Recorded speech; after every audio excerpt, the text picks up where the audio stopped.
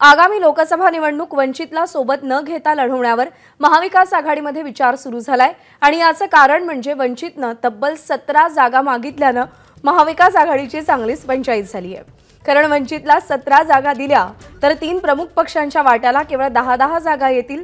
या 3 पक्षांना ते मान्य होणं केवळ अशक्य आहे। त्यामुळे वंचितला सोबत न घेताच निवडणूक लढवावी का यावर गांभीर्याने विचार सुरू आहे।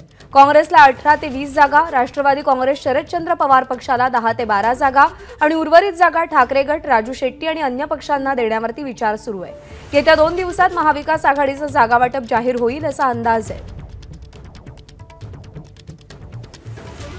तर या सगळ्या मुद्द्यावरती प्रकाश आंबेडकरांना आम्ही 4 जागांचा प्रस्ताव दिलाय अशी मोघम प्रतिक्रिया संजय राऊत यांनी दिलेली आहे।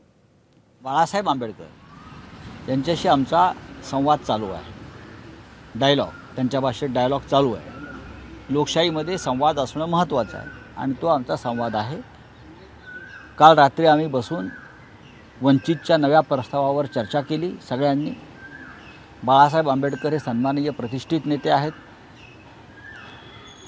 या महाराष्ट्रातली शोषित, पीडित, वंचित जनता जी आहे, आंबेडकरी जनता विचारांची जी आहे, त्यांची इच्छा अशी आहे की ह्या वेळेला काही करून सगळ्यांनी एकत्र राहायचं।